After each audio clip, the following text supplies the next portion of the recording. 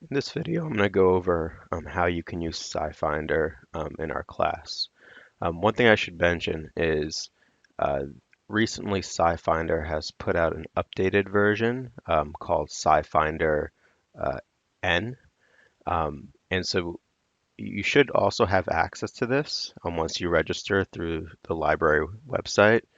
Um, and you'll see that it looks a little bit different, but most of the functionality is the same. So what I'll try to do is I'm going to explain everything using regular SciFinder. That's what I typically use. But then I'll try to, at the end, look at SciFinder N and just show you where you might find some of the same features. So there's a lot that you can really do with SciFinder. And SciFinder really is the best way, I think, for looking up compounds and references. Google Scholar and other websites like that do work well and can be useful, but you'll see some of the ways that SciFinder is preferable. So there's really two main things that I use in SciFinder. The first is this research topic, and this is a lot like a Google Scholar type search. So you can just type in keywords, and for some reason it's showing up my Zoom meetings. But at any rate, what you could search if I want to look up iron and look up carbon hydrogen activation, which is a type of reaction that metals can do, I can search that. And what it'll do is it'll break down the results. So it will tell you here that it contains both um, concepts, and sometimes it divides it sort of funny. So sometimes this is not particularly useful. But then you can see that there's a lot of reference that just have iron carbon or hydrogen activation. Okay, so if I want to just look at this first result, and sometimes you'll also find that it'll give you a result that just says like the exact phrasing. So if the exact phrasing shows up somewhere, it'll also include those references. But generally, it's not going to do you any good to pull up all of those references. So you might want to actually come up with a search that is a little bit more specific. But for this purpose, I'll click on this, and it will bring up all of these different references. And it allows you to refine your search. Um, it also allows you to categorize it.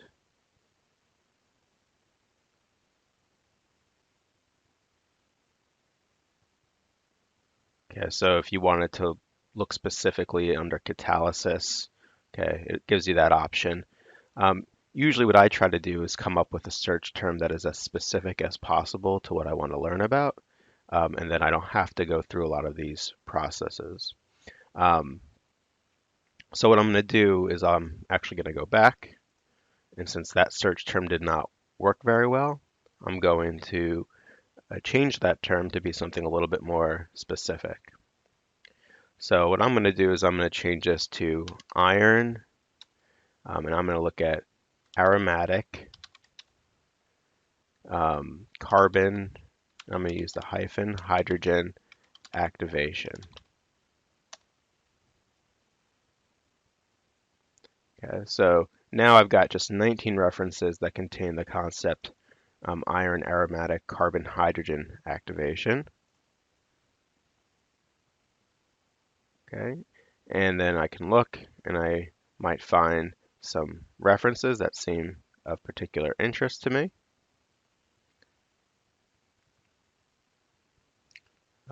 For instance, maybe I'm interested in the CH activation of amines by trimethylphosphine supported iron complexes and their reactivity. So this is what I'm interested in. There's a few different things you can do once you find this reference.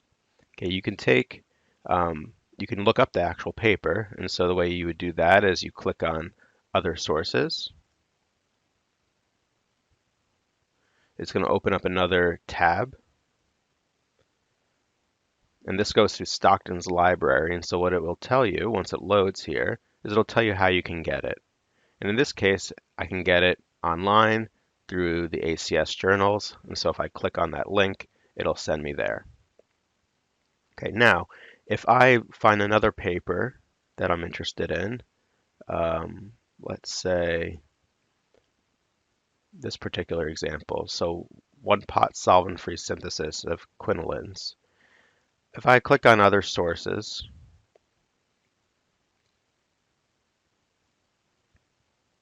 it's going to pop up that window again. Now it's telling me that we don't have online access. So it tells me how I can get it. So you can check Google Scholar for full text, and sometimes that works out okay. But most of the time, what you'll want to do is requests from interlibrary loan. And if you click on that, it'll let you log into that system.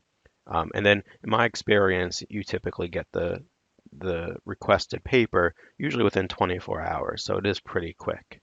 Okay, so that's another option you can do. All right, so besides looking at the full text, the other thing that you might want to do is you might want to just see if any of the reactions are relevant to you. So there's this little Erlenmeyer flask on the right-hand side for reactions. And so if you click on that, it's going to show all these different reactions. Okay. Um, and sometimes it can be a little bit overwhelming to go through all of them.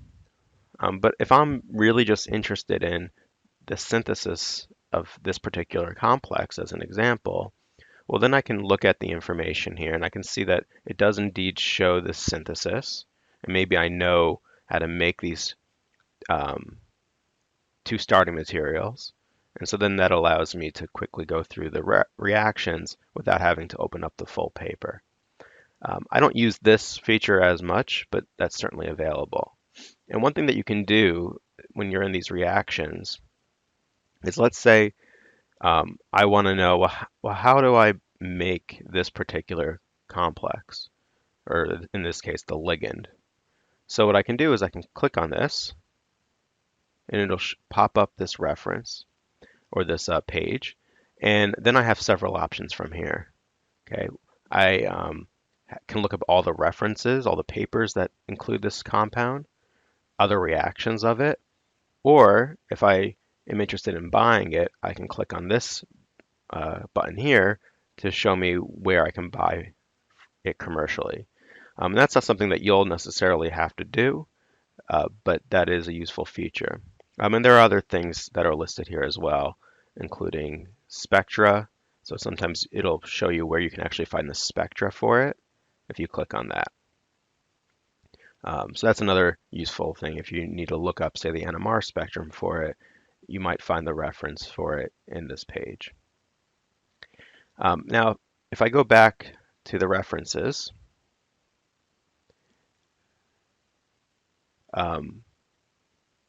let's see here. The other thing I can do is I can look up citing references. So if I want to see, are there other papers that have cited this reference, right? And this can help me learn more about a specific research topic. So if I were to click on this, now it's going to show me all of these different references that reference that original paper. Okay, and that's just a good way that if you're trying to learn a little bit more about a specific research area, that you can use to expand the types of papers that come up. Okay, so that's using the research topic feature. The equivalent of that in SciFinder N would be just by clicking on either all or maybe references and typing in your keywords here. Okay, so that would be the equivalent of doing that. So if we go back to SciFinder, the other common thing that I use is this chemical structure feature. So if I have a specific compound in mind, okay, I can click on this and it's going to open up the structure editor. You have a few different search types, and you can change this selection later on, but you can search for the exact structure, substructure, or similarity. I most commonly use the substructure unless I have an exact structure in mind. And I'll show you what I do for that.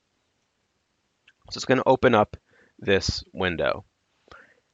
So I'm going to start drawing a compound, and one of the nice things about this whole structure editor is the compound drawing that you make does not have to look nice. Okay, as long as the right things are connected to the right things, SciFinder will do the correct search for you. But here is where you could also change how you want to search for items. I'll also mention that they do have this reaction drawing editor, and if you click on that, what that allows you to do is put in several different compounds and look up how you can assign them as either reactants or products. So you can look for specific reactions that contain those compounds. I've used this one occasionally, but I most commonly use the structure. So what I'm going to look up is I'm going to look up some what are called cyclopentadienyl iron complexes. A common ligand in inorganic or organometallic chemistry is what's called the CP ligand.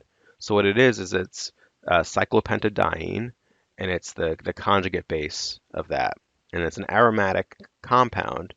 And basically what happens is, we'll learn more about this in class, but all 5 of these carbons are bonded to the metal through the pi electrons. So the way I'm going to draw this is going to look a little funny, but this is how SciFinder will recognize it. And then if you take a look at my Chem Sketch video, you'll see how you might draw it sort of in a more formal way in a drawing software like Chem Sketch, or how you might see it in a paper or a textbook. But at any rate, what I'm going to do is I'm just going to connect all of these carbons to the middle here. So this is going to be iron. So what I can do is in this text box right here, I can put in the symbol for iron. Okay, and I can do that. Now it looks like one of my carbons didn't attach all the way, so let me go ahead and erase that and try again. I want to make sure they're all attached. And if I'm using a substructure search, I don't have to complete the structure. In theory, I could just search this, and it would show me every single cyclopentadienyl iron compound with all different types of ligands attached. And there'd be a ton of results, and it would certainly not be a very effective search. But let's say I want to look at an example where I have the iron is bound to a carbon here, and then I want to have, let's say, a carbonyl ligand, which is a carbon monoxide ligand. So the carbon, right, is shown there. I can add an oxygen. Okay, now at this point, I can search this. I'm still going to get a lot of results because what it's going to be looking for is anywhere there's an iron attached to a carbon, no matter what comes after that carbon, it's going to show that up. And there are different derivatives of this cyclopentadienyl ligand with different substituents, so it might also show some of those. What I'm going to do, though, just to simplify things a little bit, is rather than using this cyclopentadienyl ligand, I'm going to use a variation, what's called a pentamethyl cyclopentadienyl ligand. So I'm going to go ahead and I got to change that to a carbon. I'm just going to add, so each of these carbons in the ring have a methyl group attached to them. Okay, so I have this. This is not a complete structure, so it will fill in if there's other things attached. It will look for those. So if I go to substructure search, okay, now it's going to say overlaps detected. Don't worry about that. That's just because the bonds are overlapping. We know that. And it's going to say it exceeds standard valency. You'll find that's going to happen a lot with inorganic compounds, so don't worry about that either. So now we're going to hit search.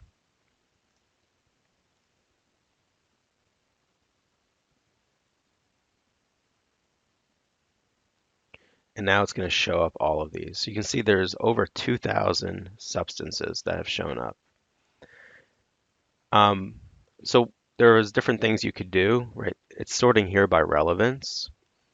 You could, if you wanted to, number of references or commercial sources. Okay, but if we go through, you can scroll through multiple pages. And I'm just going to see if I can find one that I think might show some interesting results.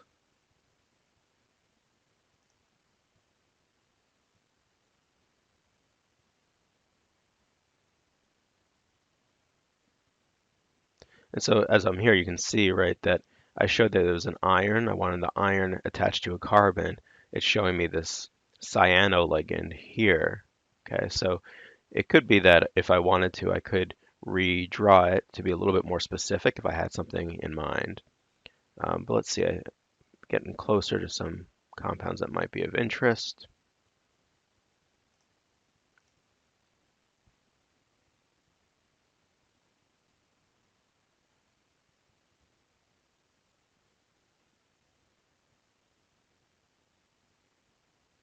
Okay, let's consider this compound right here.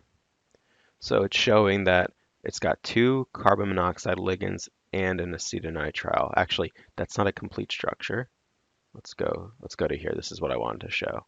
So it's got these two carbonyl ligands with an acetonitrile. Down here, it's showing that there's a counter ion to it. Okay, we'll talk about oxidation states and balancing charges in class, but these are just associated with each other. You can almost think of them as the cation and the anion for this particular compound. So I can do the reaction search like I've done previously and show all the reactions of it. I can click on references, and now it can let me sort through these references. So if I just want to know, for instance, how to prepare that compound, okay, I can click on preparation, um, and you can see that if I hit get, it's going to show me two references that describe how I might make that compound. And then we can go through, as I showed earlier, and actually read the paper to figure out how the compound is made. One thing I want to mention about the get reactions feature in particular. So if you notice that these two references don't have that little Erlenmeyer flask for you to get reactions. And that is common for older papers, that they're not input in the database, they haven't been input to show those reactions. So if I were to go back, let's see, hopefully it'll bring me back to the right page. Yep, it did. And if I clicked on this and I wanted that to be my product, it's going to show that no reactions for that. Okay, so that's one thing that can happen if you try to search by the reactions. So, but that should get you pretty far in SciFinder. I'll go back to SciFinder N, right? You can also search for substances here and use this draw feature. So when you sign up and register for the library, if you haven't already, again, SciFinder is what I'm most familiar with, but SciFinder N has a lot of the same features. Mostly it seems that the workspace and the display is a little bit different. So hopefully that helps get you started with SciFinder. There's many more features, and if you have more questions, I'm certainly happy to help.